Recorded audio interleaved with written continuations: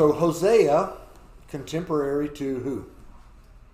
We've already gone through Micah and Amos, and now we're in Hosea, and then we'll get to Isaiah, and who else? I forget who else I'm looking at there. Obadiah. Obadiah we're going to do last. The reason why is because there's a lot of controversy about Obadiah, other than how to say his name. But yeah, so when we get through here, we'll go. We'll be hitting Isaiah. So Contemporary of Isaiah.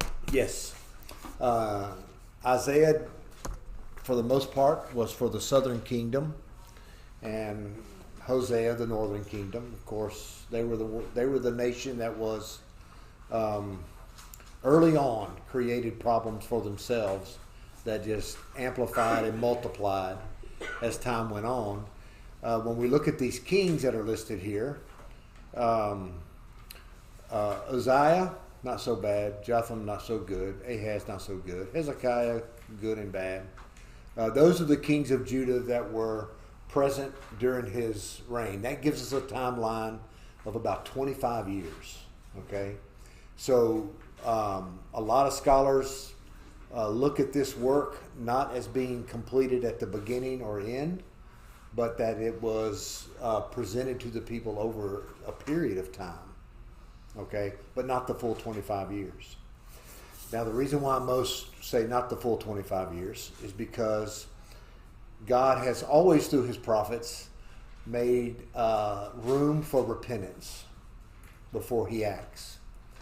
We see that in the prophets, and we also see it in the book of Revelation, which is often considered a prophetic book more than it is apocalyptic. But God is in the interest of repentance, and so he provides this story, and not just a made-up story. It's one that Hosea lives out in order for people to understand who they are. Okay, so we have to know who we are, and God doesn't pull any punches. You're adulterers. Okay, to know who God is, I'm going to buy you back, and you're going to be mine because I love you. Okay, and then how we make that relationship happen in a way where we experience the extravagant love of God, and so that our lives flourish. This is the story that's been going on since Adam and Eve. Okay. I think Enoch made a prophecy too, and Judith, book of Judith, 14, 15. Well, there's prophets. And he knew that it wouldn't come to pass until Methuselah was passed. Right. And what Methuselah lived the longest, and there was a grace period there too, even. Yes. But what this prophecy does for us is it prepare. This was meant to prepare people. Okay, what was about to come, and what was happening actually, in Jeroboam, who was a terrible king in the north. Jeroboam, son of Jehoash, you see here. He was a horrible person. He mistreated his people. He worshipped idols in the worst kind of way. About midway through this 25-year period, Samaria, the capital of the northern kingdom, comes under siege, and it's like that for 3 years. And we could go back and look at some of what was experienced during that time, and we begin to find that women were boiling their children to survive and eat them and that kind of thing. So terrible period of history, see. And while this is going on, God makes sure that his people understand this is not a thing that he chose for his people. This is something they chose for themselves, but it's not the end. And we're going to see how, with language, he reassures them of his unfailing love. So we've talked, I don't know how many times we've mentioned the word hesed in our class over the last, how many years we've been doing this? I forget how long, over a year, maybe a year and a half by now. We started about a year and a half. That word hesed, it means unfailing or faithful love, loyal love, everlasting love. We see it written in a lot of different ways. And much of what this book does is describe for us what that unfailing love is and how it's going to unfold. All right, so we don't know anything about Hosea. He's kind of like the previous ones. Amos had no intention of being a prophet. And he said, I'm no prophet, and I wasn't a disciple of a prophet or a son of a prophet, but God's called me to this, and you're not going to make me shut up. Micah the same way. There was no formal cloaking of Micah. God just gave him the words to speak, and he spoke them. And here we have Hosea being drawn into this very same type of life where he didn't choose it, but once he hears from God, he's faithful to it. And that alone, just knowing that background, teaches us a lot about the way God does things. He's not looking for trained folks. He's not looking for skillful folks. He looks for people that once they hear his voice, they're all in. Not like the chicken, but like the hog. Qualifies the call, not calls the qualified. Yeah. Okay. Yeah. That's a good way of saying that. And really the only qualification here is that he's willing to do what God requires. So it gets pretty simple for us at that point. If we want to follow in the steps of these great prophets, we just do what God requires. So really kind of great. So this whole story, anybody, are you familiar with Hosea? He's just minding his own business. God tells him to go marry a prostitute. And there's a lot of discussion about what the facts are behind that. We're going to look at that. She leaves. He buys her back. In the process, they have children. There's this whole family dynamic going on that includes loyal love and faithlessness and children that mean something to what the family is to be and to mean. All of that matters, and then as we move tonight, we look at what happened, and then we look at how God is using that to explain what's been going on with him and Israel and what he intends to do. So chapters 1 through 3 kind of provide an introduction that gives us a broad outline as to what the rest of the book is going to be, which follows neatly in 2 parts as well. So we won't be able to look at each part in one night. We'll break each of the second and third part. We'll do that in 2 nights each. And so we'll be done in 5 weeks counting tonight and move on to Isaiah. I'm trying to figure out how to get done with Isaiah in short order, but we'll figure it out. Before the end of the year. Yeah, there's just so much there. So, all right. So the word of the Lord came to Hosea, son of Beeri. His surname here is important. The word Beeri means a watering place. Okay, so anybody remember our lesson we've learned already about the appearance of water or the word for water, anything like that? Okay, what the writer is doing here is letting us know that something good is coming out of this. Life comes out of this. God is present in this. Okay, and so in Hosea, he's the son of the watering place. He comes forth from this good thing that God has going on. All right. It's important because we're going to look at other names that help us understand kind of the other side of the story. So he comes, let's see what Hosea means, to help or to save. Okay, so his name already has built into it what God has called him to communicate, that God is here to save or to help. So Hosea, the one whose name means to help or to save, is the son of the watering place, where life is identified, and he reigns during the time of Uzziah, Jotham, Ahaz, Hezekiah, kings of Judah, all, and then of Jeroboam, son of Jehoash, king of Israel. So here we go. When the Lord first spoke to Hosea, he said this to him: "Go marry a woman of promiscuity," which is they clean that up so nicely. Yeah. Mine says Harlotry. whoredoms. Harlotry, mine said. Yeah. Mine says whoredoms. The word was used for illicit sexual behavior. Okay? So he says, go marry a woman that this is how she lives her life. So he says, go marry her and have children of promiscuity. Okay? So how does that happen? The only way that happens is that when he's having children, she's running around. Okay? Giving them bad examples. Yeah.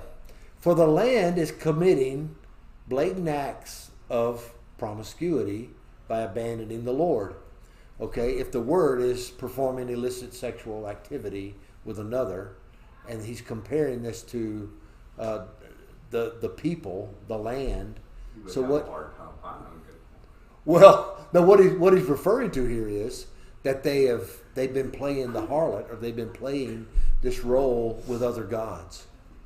Okay, so almost before we get out of the first two verses, he's connecting that this kind of life that Hosea has brought himself into, that's the kind of life I'm having with Israel.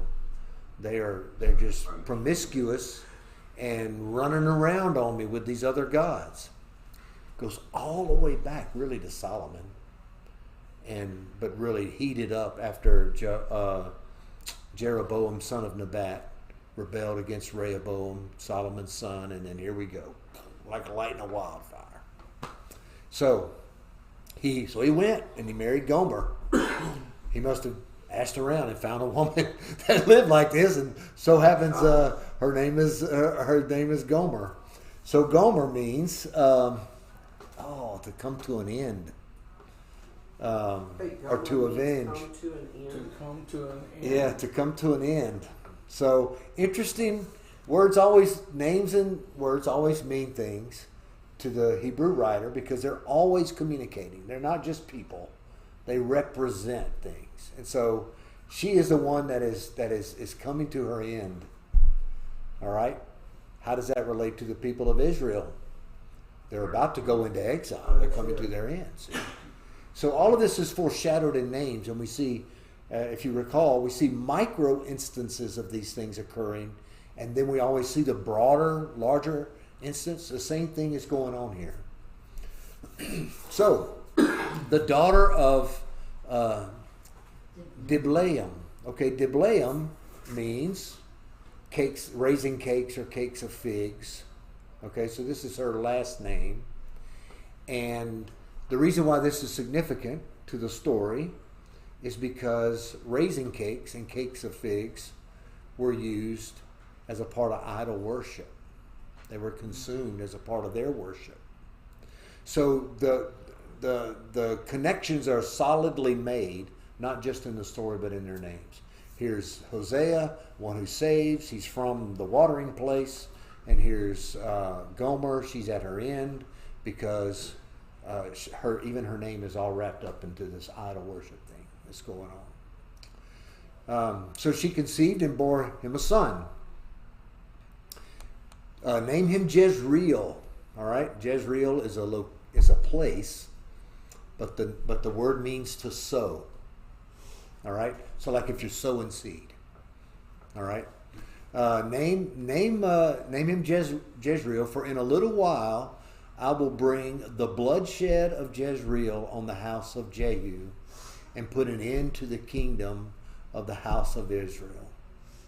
On that day I will break the bow of Israel in Jezreel Valley. All right, we got to go all the way back to the time of Jehu, who was not in line to be a king. He became a king. He was a officer in the king's court, and he was around in the time of Ahab. Okay, and he decided that he had had enough of Ahab. God had decided, really. He sent Jehu on this mission, and if you remember the story, he wipes out the whole family of Ahab. I mean, he goes through, he wipes them out. And anybody from the south, from Judah, that was helping Ahab at the time, they got it too. And then, I don't know if you remember, but he gathers all the Baal priests up in the Baal temple and he calls them all in there, and he convinces them that he's there to worship Baal, and he's going to offer a sacrifice to Baal. And they lock the doors and they slaughter this whole 79 Baal priests. They wipes them all out. There's no one left to do Baal worship in the northern kingdom because Jehu wiped them out. And so what he's referring to here, that's the bloodshed of Jezreel. Okay? Because it began in the valley of Jezreel. Okay? He says, I will bring the bloodshed of Jezreel, but he's bringing it on the house of Jehu. Okay, so Jehu named himself king, and then he became a bad king. So he's kind of the poster boy for, I'm going to do this for God, but I'm really going to do it for myself so I can be king. And then once he was king, he didn't worship God. He was back to the old ways. So God is going all the way back in history that everybody knew and said, what I'm about to do is going to be like Jehu had done to Ahab. It almost elevates Ahab, and he was horrible. He says, and put an end to the kingdom of the house of Israel, the northern kingdom. On that day I will break the bow of Israel in Jezreel Valley. She conceived again and gave birth to a daughter. And the Lord said to him, name her Lo Rahama, for I no longer have compassion on the house of Israel. So when you see the word lo, it always means not or no. And this word Rahama can mean mercy or compassion. Usually translates compassion. So he says, name her no compassion. So every time he's calling his daughter, you got to be called no compassion. For I will no longer have compassion on the house of Israel. I will certainly take them away, which is what he is planning to do with the Assyrians' help. But I will have compassion on the house of Judah, and I will deliver them by the Lord their God. I will not deliver them by bow, sword, war, or by horses or cavalry, meaning that I'm going to deliver Judah from their troubles, but I'm going to do it. They're not going to depend on an army. They're not going to depend on their allies to come sweeping in and save them like the north had done. They had gone all the way down to Egypt for help, and Egypt couldn't even muster an army to get back to help. They were weak. They picked all these weaklings to depend upon when they could have relied upon God.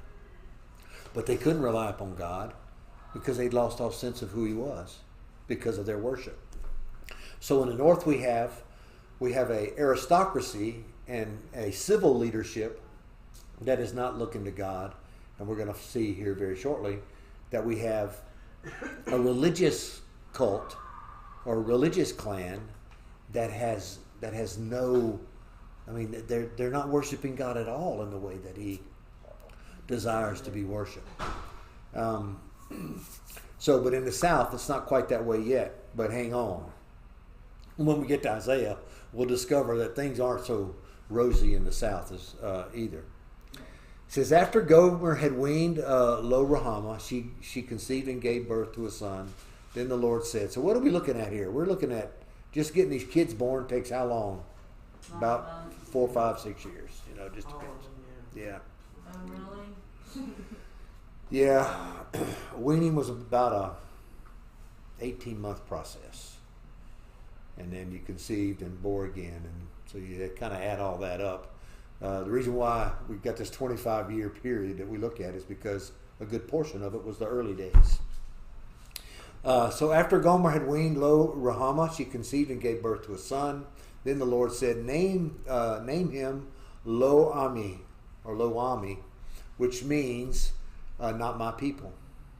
For you are not my people, and I will not be your God. Now, this is one of those places where this is a straight out God declaring, I'm going to break my promise. Only he's really not. I want you to pay attention to what we get here. It would sound that way immediately. I'm not going to be your God, when that's exactly what he told Abraham he would always be to Abraham's offspring. Okay? But we're in a period of time where God has got to deal with these people as though they are not his people. But it doesn't mean he's breaking his promise. And that's what the next part of this is speaking of in verse 10. It says, "Yet the number of the Israelites will be like the sands of the sea." Sound familiar? It's right out of Genesis when he's speaking to Abraham.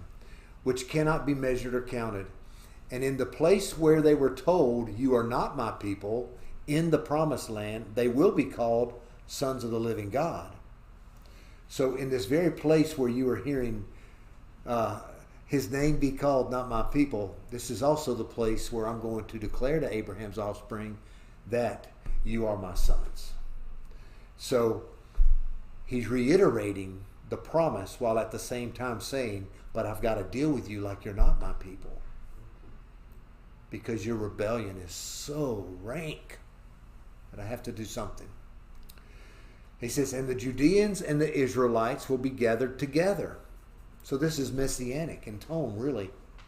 "They will appoint for themselves a single ruler and go up from the land, for the day of Jezreel will be great." Okay, so what? He's back to Jezreel, and it was a place of bloodshed, but now he's brought it up again.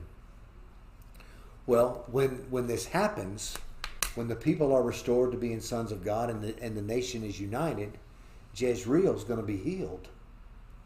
It will no longer carry the disparaging name that it carries now. It'll be a place. It'll be the place that it's meant to be, which is, remember, it's going to be the place of sowing. All right. So keep in mind here. So is it sowing an evil or seed now? Or is that what? No, not sowing an evil or seed. So we're going to get there. I want you to pay attention so we can get there, because in a moment God's going to say to Hosea how He intends to sow the people. Okay, so what they destroyed, what Jehu and his bloodbath destroyed, God is going to restore. So this whole story is about restoration. It's about reclaiming, and we begin to see it very subtly just in the names that are being used and the way God describes what He is going to do through this reclamation, restoration process.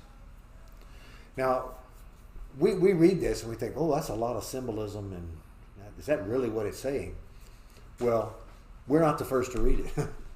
And we always have to remember that the Hebrews that were experiencing this for the first time, this is exactly how their minds worked. And so God was not missing not one opportunity to communicate in every way possible to His people. And we miss it if we don't learn to think like they think and consume this material the way God had initially presented it to His people. So He says, for the day of Jezreel will be great, and we will find out why here as we get all the way through to the end of chapter 3 tonight. So He says, call your brothers my people and your sisters compassion. That verse actually belongs with chapter 1, probably. It's been divided in the wrong place. In our English text it is, in the Hebrew text it's not. So if you Oh, really? yeah. So you can see down here this note where it says 2:2 and 1:11. In the scrolls, this verse, this first verse of chapter 2 is actually verse 11. Okay. That happens a lot in the prophetic works. They somehow or another, I don't know how, don't know when, don't know where, don't really matter, because there wasn't chapter and verse markers anywhere near when this was written. You just read it all as one big long thing. In fact, no vowels, no punctuation. Yeah, I have great respect for anyone that learned this Hebrew without vowels and punctuation. I don't even know how I just don't know. I tried, Lord. Let me ask you something. Uh-huh. Did not the Lord speak Arabic? No, I'm wrong. I'm not saying it right. Aramaic. Aramaic. Yeah. That's it. So, in the New Testament era, the common language was Aramaic, but the trade language was Koine Greek. So when you did business, it was all in the common Greek. There was classical Greek at the time, but it wasn't used hardly at all outside of the northern Mediterranean, Italy, Greece, Macedonia, those areas. But everything else was Koine Greek. So it was the language that connected the world, really, during that period. Not even Latin. Latin was something that was Roman that spread north. Yeah. But everybody spoke Aramaic. And it's a written language still today. And it's even more difficult. I have members that speak it. Really? Aramaic? Aramaic. Holy cow. They taught me how to say hello and Yeah. goodbye. Yeah. Yeah, it's what's the name of the language Iran's the people? Farsi. Yeah, it's Farsi's a descendant hello of is Aramaic. salam. Yeah, Farsi. Yep, it's Farsi. So he says rebuke your mother. The mother is Israel in this case. Rebuke her, for she is not my wife, and I am not her husband. So why would you rebuke her? Because she's pretending to be. She's pretending to be the wife. Okay? You remember we looked in Amos earlier, and they were really pretending to worship. They were bringing their tithe every 3 days instead of every 3 years. They were burning whatever they could get their hands on as a burnt offering, thinking it was going to please God. So the rebuke here is because you're just play acting. Boy, I could preach that all day. Because that happens a lot today. We play act with God, and we deserve rebuke. Going through the motion. Yeah. Like he doesn't know. Yeah. And we do it for our gain. It's not even, there's no other reason to do that at that point other than what you're gaining. So that's what they believed that they were getting. They believed that everything that they had was the result of what they had been able to secure politically from their allies. They really believed that. They had a great trade set up going on where they kind of were sitting in the driver's seat. They controlled the trade routes from north to south, and they were making money. It was a prosperous economic system they had set up, and so we're going to see where God says, "I gave them all of that stuff," but they never wanted to admit it. They were always looking to the other guy. Okay, so we're going to look at a little more than just stuff, but. So he says, rebuke your mother, for she's not my wife and I'm not her husband. Let her remove the promiscuous look from her face. Okay, so he's saying rebuke her. She's playing the harlot. She needs to stop looking like a harlot. Okay. And her adultery between her breasts. We all know what that means if you get the picture. That's just the act of sexual intercourse that he's speaking of here. Otherwise, I will strip her naked and expose her as she was on the day of her birth. So God's saying, she either stops what she's doing, or I'm going to lay her bare to the world. Okay. So we're speaking of exposing shame. And that's what God is saying. And there was very few things worse than being shamed. And as a nation, to be laid waste before the world meant that you were vulnerable, meant that you were weak, meant that you were ripe pickings for whatever anybody wanted to do. Okay? And that's what this was. So he says, I will make her like a desert, the opposite of a river. A river. Right. Okay?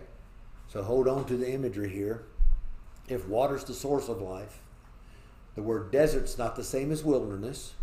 Desert is the opposite. Okay, it sucks the life out of you. Okay, wilderness is a different thing. Wilderness in the Old Testament, after the Exodus, becomes the place where you are sustained by God when there's no other way to be sustained. So they use two different words to help us keep score here. So he says, I will make her like a desert and like a parched land, and when I will let her die of thirst. Meaning nothing is going to come, no life is going to come from Israel. I will have no compassion on her children or the people of Israel, because they are the children of promiscuity. They've come about believing in the same way and behaving in the same way that their ancestors have brought them up. Nothing has changed. Now, if you recall, all through this period of a couple of 100 years or more, there's always been prophets there to help them see the right way.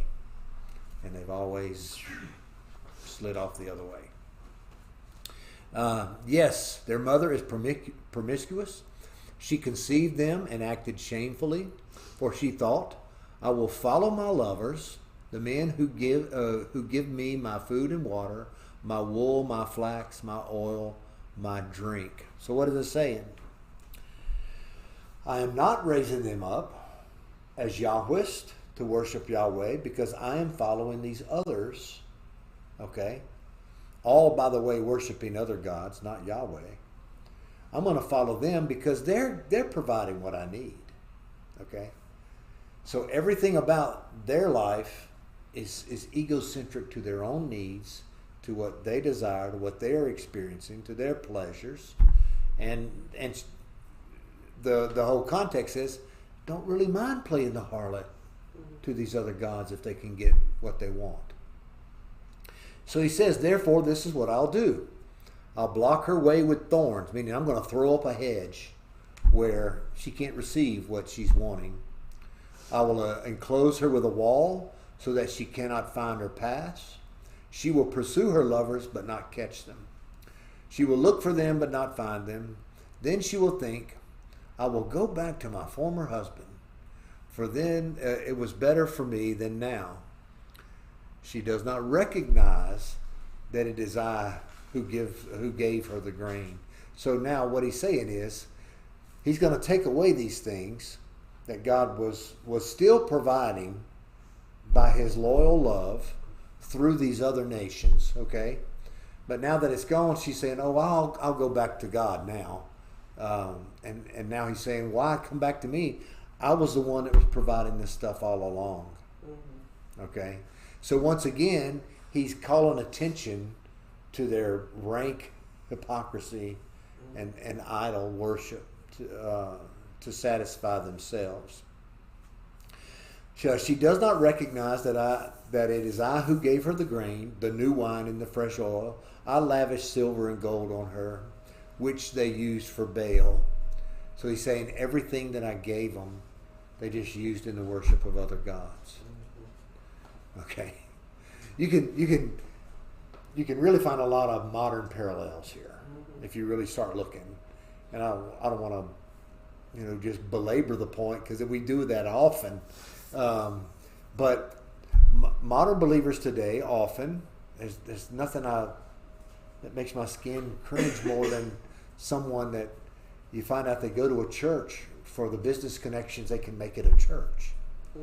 So there's no interest in how do I fit into the body of Christ and da-da-da. All the things that we hope we're a part of healthily in a church. Their motivation is so that they can be in the right place in the right time with the right people. And it's going to somehow or another enhance their business bottom line. All right, that's kind of what this was. Okay, not to the degree where I'm saying somebody's worshiping an idol somewhere to have all those things, but it does change your heart. You can't approach the idea of giving yourself to God in worship or in any way and still hanging on to some selfish idea for yourself. It just doesn't work. It creates a conflict that eventually we're going to find the easy path, and the way to God is never easy. It's how did Jesus describe it? It's a narrow way. And so we have to be paying close attention to our God to follow him. We can't pollute it with other things. He says, therefore, I will take back my grain in its time, my new wine in its season. I will take away my wool and linen, which were to cover her nakedness, meaning that this stuff's going to run out and there's not going to be any more. Now I will expose her shame in the sight of her lovers, all these other nations, and no one will rescue her from my power. I will put an end to all her celebrations, her feasts, new moon, Sabbath, and all her festivals. He's describing what is coming as a result of exile. They're already ignoring much of this, or they've made too much of it, one or the other. They've turned the new moon festivals into more than what they should be, more like the pagan festivals that were celebrated along with Baal and the Asherah and all of that. So he says, I will devastate her vine and fig trees. Significant language, because what did Micah mean when he said that everyone will sit under their own vine and under their own fig tree? They'll beat their swords and the plowshares and their spears and their pruning hooks. What means peace? Yeah. Yeah. I'm going to be able to have what I need for my life with God in His peace, in His presence. But he says, I'm going to devastate that. There's not going to be any peace. There's not going to be any preservation of life under my care. I'm sending you away. She thinks that these are her wages that her lovers have given her. Okay? So what is he saying? All the stuff that she's received, she's willingly received it as a prostitute. I'm being paid for what I'm doing, you know. I've fallen in line with the other gods. With the other nations. I'm worshiping these gods, and this is why I've received all this. They're paying me basically, like you would a prostitute. He says, I will turn them into a thicket, meaning the vineyards and the fig tree orchards. I will turn them into a thicket, meaning that there's not going to be any way that she receives anything like that anymore. And the wild animals will eat them. Hang on to the wild animals. The wild animals intruding into the land was the pinnacle of a wasteland. There was no people there because the wild animals had taken over everything. And that's what he's saying here. To a degree, the land, if we remember our history, when they were carried off into exile, there was only a handful of people left to make sure that the land was cared for, and it did become a wasteland. I mean, the whole city of Jerusalem was grown up in a thicket. So he's referring to this, kind of a foreshadowing, prophetic idea. He says, I will punish her for the days of the Baals. I will punish her for worshiping these false gods, to which she burned incense. She put on her rings and her jewelry, and she followed her lovers, but she forgot me. This is the Lord's declaration. So that's a tough line. She followed her lovers, but she forgot me. So you remember when the children of Israel were in Egypt, they accused God of forgetting. But Exodus reminds us very early on that God didn't forget. He heard their cries, and He came and He set them free. And this is kind of a look back, saying, no, they've forgotten me. And so you imagine Creator God of the universe that has chosen you to be His special possession, to share His blessing with all the world, and all you had to do was just be His.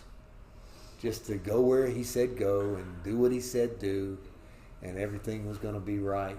And the whole world, every person living, would know the wonders of being a child of God. And you put it on a time scale, they couldn't do it for 5 minutes. And we're looking somewhere else.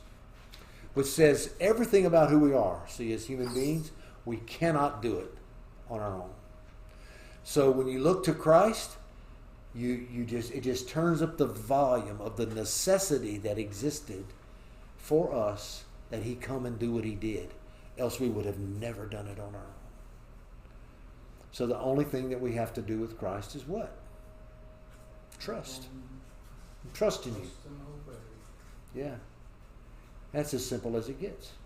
You remember our conversation some moons ago when you Well, said, probably not, but I'll count on you to remember. you remember what you told me? I can hear it like you just said. Just trust it. trusting you Yeah. do it. Yeah. And you have never been more right. Yeah. It's a remarkable thing. It is unbelievable. But when we get in the neighborhood sometimes, Israel wanted to be a player in their neighborhood. Yeah. Okay? That's what they were doing. They wanted to be somebody in their neighborhood in the way that their neighbors would appreciate them. And that's what happened. Okay?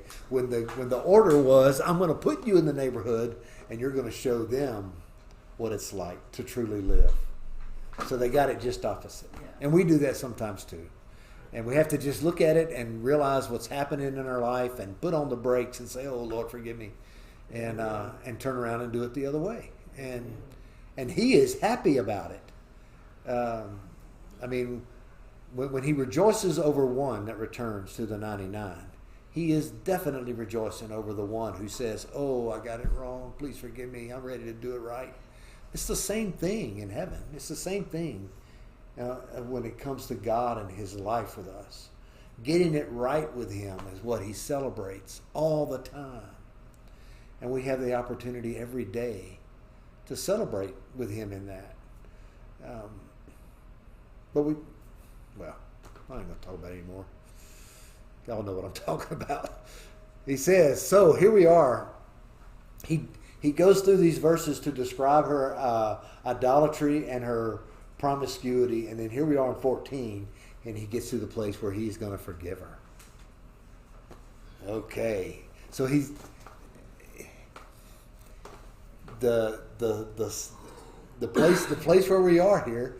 He's already described what he's got to do, but he also described what his heart is about, and now we're fixing to see how he acts upon that. He says, therefore, I'm going to persuade her. Okay? Now, how would think about being wooed by God? You have done everything in your life up to this point exactly wrong, as you have claimed to be His bride. Okay? And now He is saying, like Hosea does it a little bit, I'm going to have you back. I'm going to take you back. I'm going to make you feel so special. That's what this is saying. Therefore, I'm going to persuade her, lead her to the wilderness. Okay, different from the desert. Okay. Where you got to depend on God. That's right. This is the place where we meet God and He takes care of everything. Okay. I'm going to lead her to the wilderness and speak tenderly to her. Not scolding. It's not an angry God. He's not one that's ready to pour out His wrath, although He definitely does, is afforded that right to do so. He says, I'm going to persuade her and speak to her tenderly to her. There I will give her vineyards back to her and make the valley of Acre into a gateway of hope. Okay.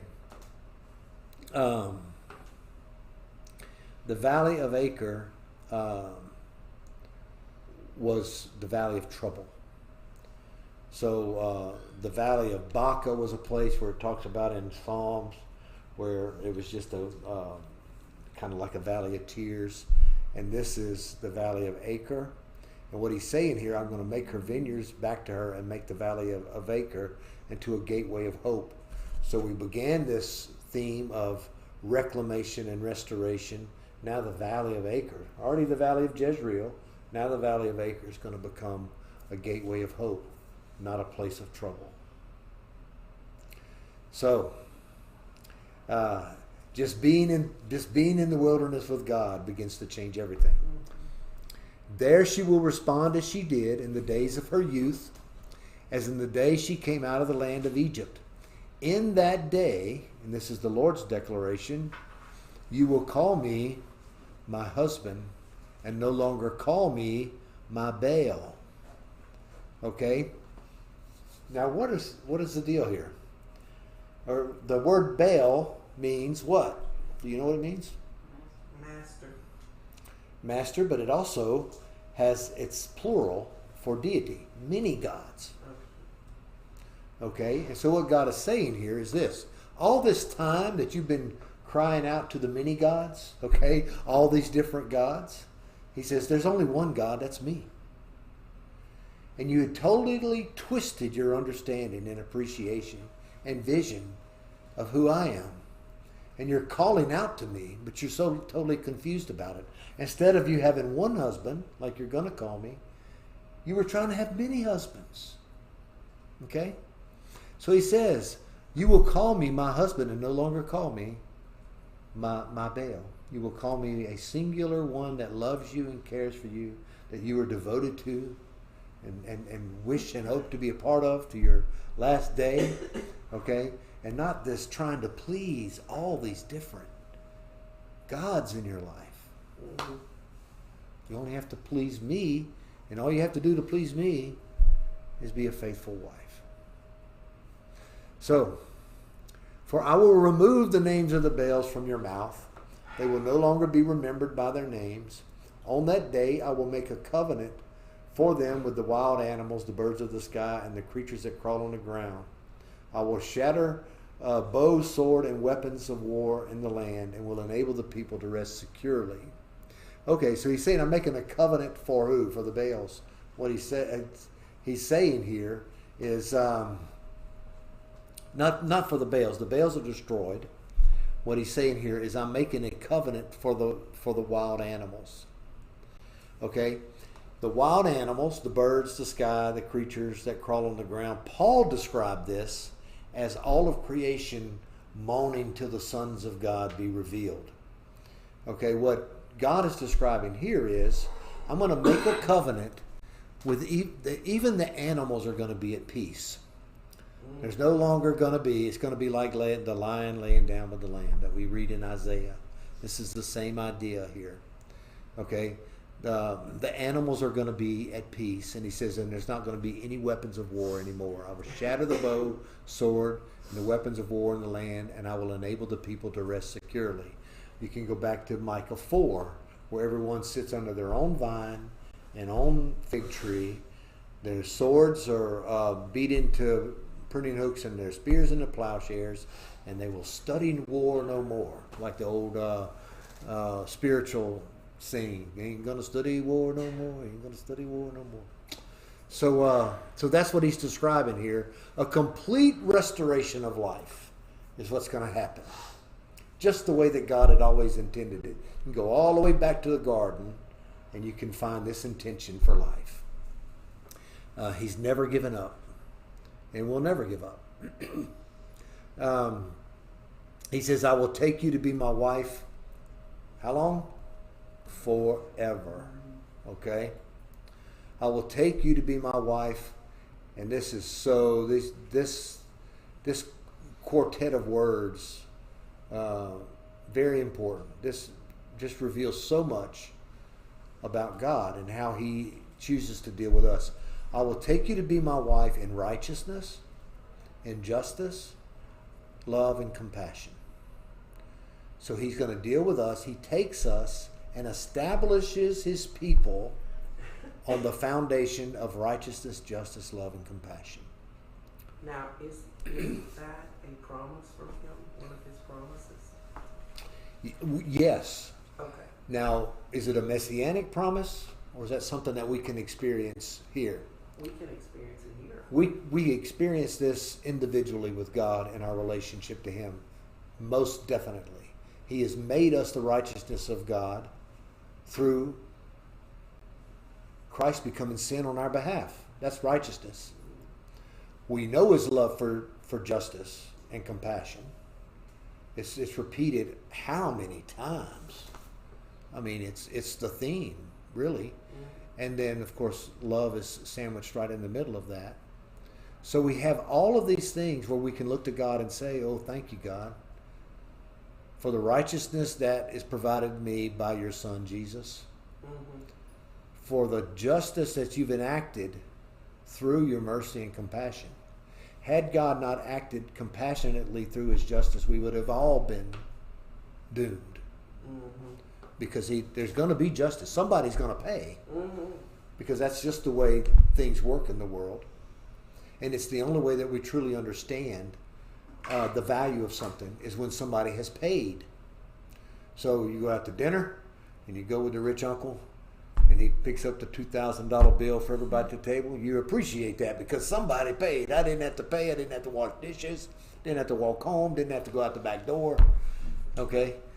You're glad that somebody paid. Mm-hmm. Until it comes to the place where what if you got to pay with your life? And so God in his justice said, yeah, somebody's going to pay for that sin.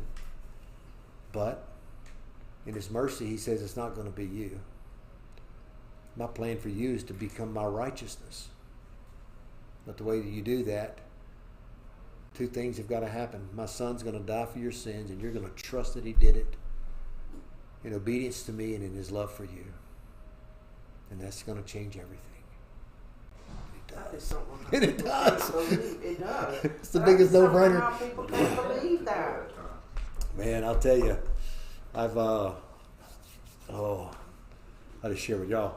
I'm hoping I'm getting a baptism water tank next week at the jail. I've got 4 guys Oh, nice. that I'm gonna baptize. I'm hoping Amen. if they'll get the tank there. He's already said I can have it. But these guys are getting it. They understand righteousness and justice and love and compassion. They're getting it like, they're on fire getting it. Amen. Yeah, y'all. You said that one. I'm gonna see if I can make a documentary. I am. I'm gonna ask them if I can do some of that in there. That would be such. I don't know how to do it. It's so noisy. But the world needs They to. probably put you where it's quiet. Yeah, but it's not the same. Start moving around, it's never the same. I found out that everything changes. That's their environment. Take them out of that environment, and it just changes people. When you go, if you can take your camera, just set it in a corner and do whatever you do. Just film for months. And then go through your footage. Yeah. And put it That's a together. great idea. Yeah. Right now, my big hurdle's the DOC, so we're gonna see. I've got to get their permission, and that's like, Pulling hands too. yeah, Jesus may be back before I get permission. He says, Well, now, Brother Mark, that can't be right. Look at all these shows like 2020 and all this mess. They go into prisons. you got money, girl. Well, that's true. Yeah. I got my good looks. That's all I got. Don't give me anything anymore. Okay. He says, I will take you to be my wife in faithfulness. You will know the Lord. On that day I will respond. This is the Lord's declaration. So he takes her in faithfulness, and he says, I will respond. I will respond to the sky. Okay, so the idea here is, here's God vaulted above everything, and we see this cascading thing that happens here. I'm going to respond to the sky. The sky is crying out, Lord, restore us. And it will respond to the earth. He's doing the same thing, and it will be restored. The earth will respond to the grain, the new wine and the fresh oil, and they will respond to Jezreel, the place of sowing, see? The place that was the place of bloodshed and destruction. Everything is going to be renewed through this casting effect of God's life flowing. And then he says, I will sow her. So Jezreel means to sow, and God says, I will sow her, Israel, in the land for myself. So this place that was known for destruction and bloodshed and all of that, he says, Jezreel means to sow. Now I'm going to sow in this valley. I'm going to restore the valley. I'm going to restore the land. I'm going to restore my purposes for this land that I've given my people. Okay? Through her. It's the land. I'm doing this for myself. Now, why does God say I'm going to do this for myself? Because, yeah, he's always claimed them for himself. So he is still the God that has his people in his hands. He's not going to let them go. I'm doing this for myself. And he says, and I will have compassion. Remember the child, okay? I will have compassion on Lo Rahama. Where I said I will have no compassion, I will have compassion. I will say to Lo Ami, you are my people. And he will say, and you're my God. Okay, so the picture is what? Everything's been brought back into the order that God wanted it. And not only into the order of things, but into the loving expression of that order and what it is meant to bring. So, now, chapter 3 is very short. We're going to run through it because this is the waiting part. So remember, it's kind of an outline. It goes through these 3 episodes that are basically here. There's the declaration of their sin and their harlotry, and then there's the restoration portion of it, and then we have this short little brief message that says that there's a period of waiting for all this to come about. It's not going to happen now. It's coming later. And then in the rest of the chapters of the book, it breaks down kind of in that same order. So what the writer's doing is he's just magnifying. He's going into more detail through the rest of the book, much of what we've already gone over. But that's where the rich part is. This has been good, but the rest of it's really good. So then the Lord said to me, go again, show love to a woman who is loved by another man and is an adulteress, just as the Lord loves the Israelites, though they turn to other gods and love raising cakes. Back to the last name of Gomer. No reason to believe that this isn't Gomer. Okay? Man, we could have discussed all night about the order of things. Was Gomer a prostitute when Gomer married when Hosea married her the first time, and then she became one? Did she have kids from her previous marriage, and then they had their 3 kids? Man, there's 60 pages in this one commentary I was using today about all that. It really didn't interest me at all, because what God is trying to say in this is that the nation had played the harlot, and God was faithful to her even though she was. Okay? Mm-hmm. Here we have now that you go again and show love to the woman who is loved by another man. Different than before. Asking a very hard thing. Okay? Very hard thing. He says, you go and love a woman who's loved by another man and is an adulteress. Meaning that she's loved by somebody else, but she's not even behaving with him. Just as the Lord loves the Israelites, though they turn to other gods and love raisin cakes. So I bought her for 15 shekels. Now, God has a claim over Israel because he loves her, but he also has a claim over her because he's bought her back. All right, when's the buying back part start? See, we begin to get this messianic picture here that's going on. So I bought her for 15 shekels of silver and 9 bushels of barley. I said to her, you are to live with me many days. Kind of ties to the previous section about being carried to exile many days. But you must not be promiscuous or belong to any man, and I will act the same way toward you. Meaning that we're going to be together, but we're not going to be together. That's just kind of the way it is. That's how God was looking at this. There's a period of time here where you're going to be without. You're going to be without. Well, what it says here in verse 4, without kings, without princes, without priests, without anyone that's going to help you understand and know who I am. So he said priesthood was an important part of life.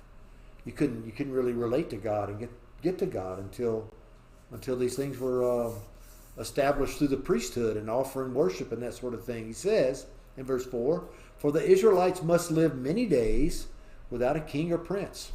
Exactly what happens, right? They go into exile, no king or prince for 75 years. Without sacrifice or sacred pillar, without ephod or household idols. And what he's saying here, there's not going to be any worship. Not only are you going to lose your ability to worship me, there's not even going to be idol worship.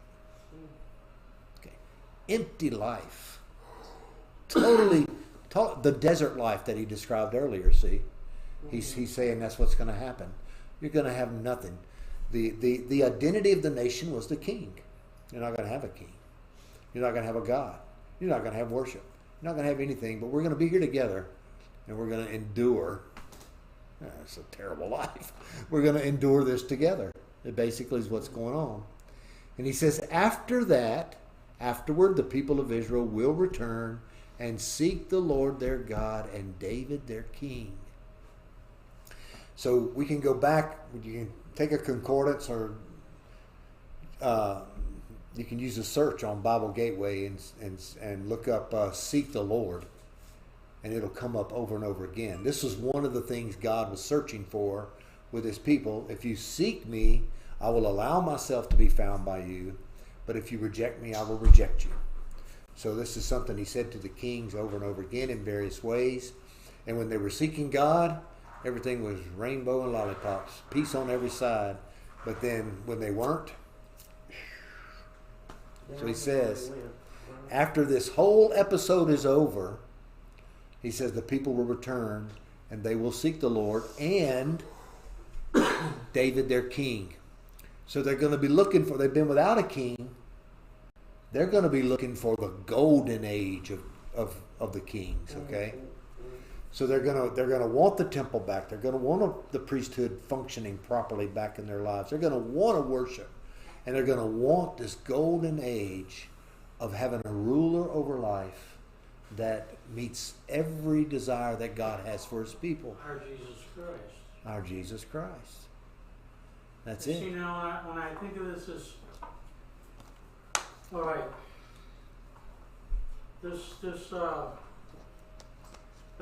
what I see is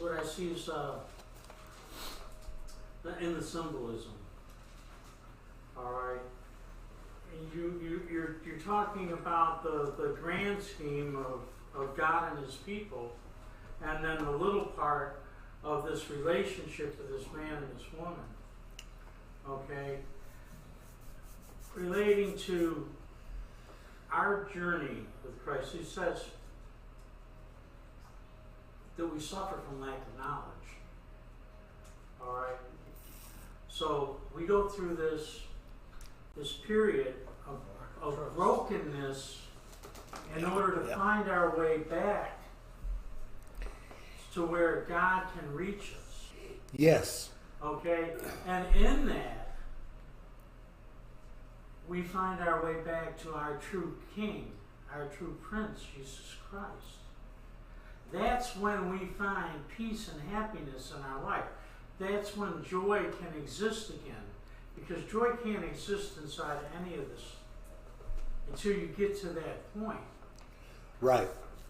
So You there's know, like, okay, what basically happens is a breakdown. It takes a breakdown. So you're taught what the world teaches you. You're learning the lessons of Babel as you grow. Okay, this is how life is. All right, and what it leads you to is pain until you finally and hopefully to where you reach your bottom, to where you have nowhere else to go except for to God. All right, and then if you don't go there, you may miss that. well. There are people that think that they're living like we were talking about lip service. All right, you know they're okay. They've been in the church their whole life. They've had a good living. Okay, they've never felt the hardship. They've never gone through that breaking, Jezreel. Yeah. Have never gone through that. Okay, to find where the gift is in that. Well, the thing that I think we don't want to lose sight of here is that these people knew their life with God unequivocally. And what they chose to do was to do what was wrong. And so God then had to intervene and bring about the discipline that he wanted in order to bring about the end result that he deserves and that we deserve.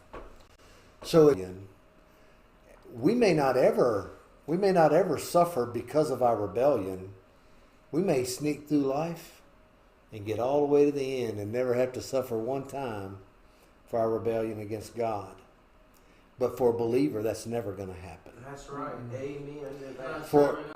For a believer, we begin to behave like these people behave, and God is going to step in and say, you're fixing to experience a part of my love you never wanted to experience. And I remember in Pine Grove and bring them back to my daddy, and if I didn't bring the right plum switch, and he had to misbehave, a loving God is going to not allow for that to go unchecked, and he most certainly has an end to it that is going to bring about an appreciation of living in his love.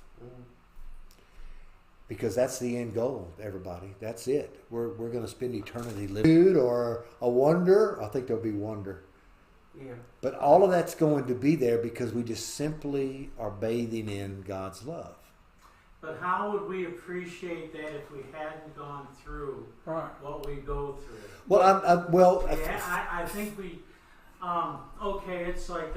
I think it's inevitable that we go through never it because we're knowing how creatures. good things are if you haven't had it bad.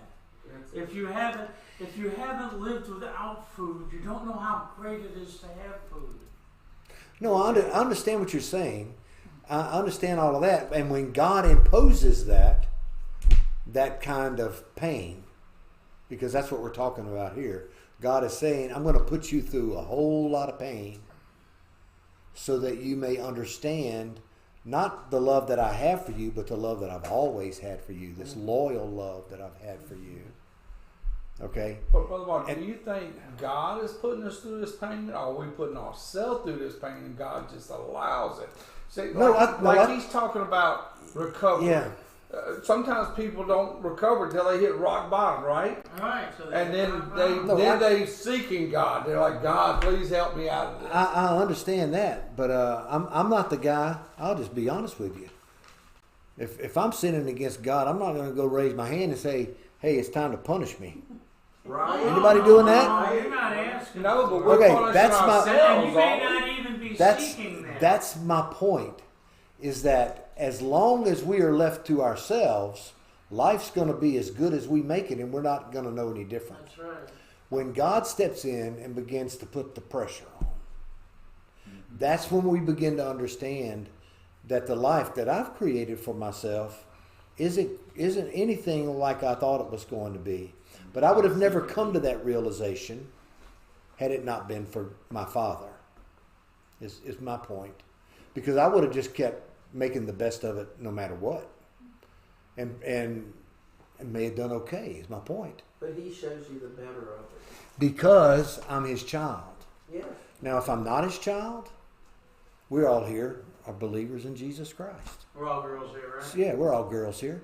You step outside this circle and you begin to speak with people who are not. Yep.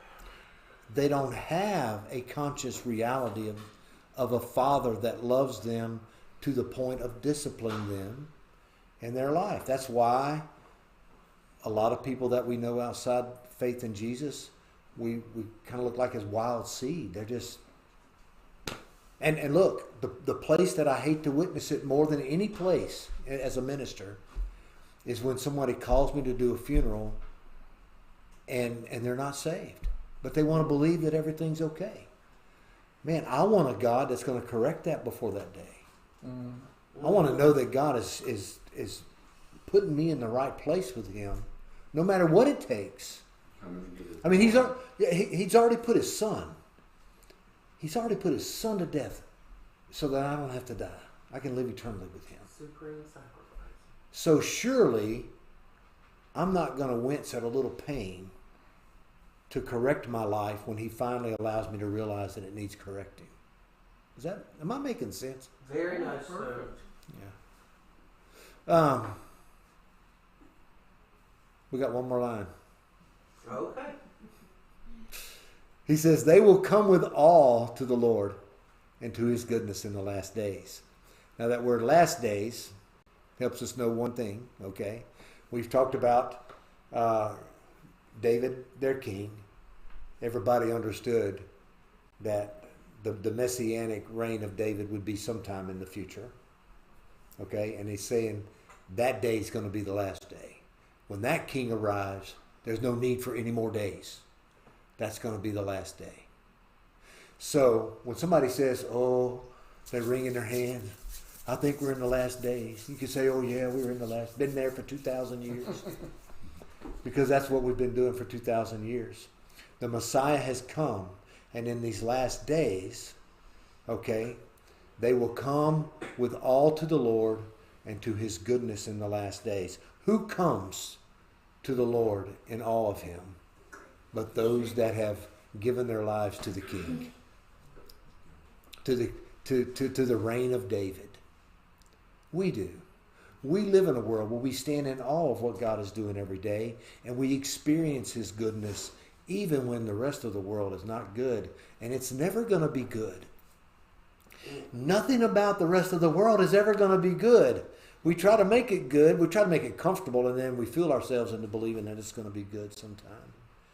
But there's only one good, and that's what we find through our faith in Christ Jesus. That's the only peace you can have, is to have the Lord. Yeah, and it says they will come. He's talking about the people of Israel, but let's not lose sight, because when we get to Isaiah, we're not allowed to.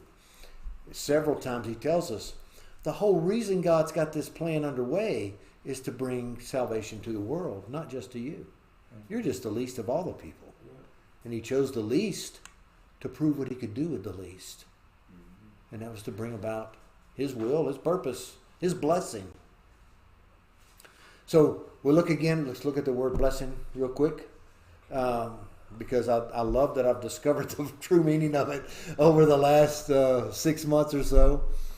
But when we look at it, it means that to be blessed by God means that you've been given the desire and the strength to live under his will. So when we are given what we need to live under the will of God, now all of a sudden we're being showered with his extravagance and the abundance of his goodness for us. If we are not given what we need to live under the will of God, because it's too weighty for us to do on our own, then we cannot do it. Okay? That's why when Jesus calls to us and he says, come to me, all you who are weary and heavy laden, and I will give you rest. Because, why? Because the yoke that I share with you is easy. Why is it easy? The burden is light. He's carrying the load. That's it. Okay? So the blessing of living under the will of God, the ability to carry that, is only done with Christ. And he makes it so simple, because we just come alongside him. And when you're yoked, you've probably never seen animals yoked together. You probably have. Yeah. Yeah. When you're yoked together, you can't really get ahead or behind. You're right there beside. And our trouble usually comes when we try to get ahead. We want to get there first and see if we can do some things on our own before God shows up. No. And he says, no, we're gonna stay together, he's saying. And you're gonna discover very quickly that, doing this with me is a lot better than doing it alone. I'm gonna tell you, he's an awesome God. I'm so grateful to him for all that he's done for me. I am too, darling. I don't know what life would be. Love and mercy and grace. Yeah. Yep. It is a blessing. Really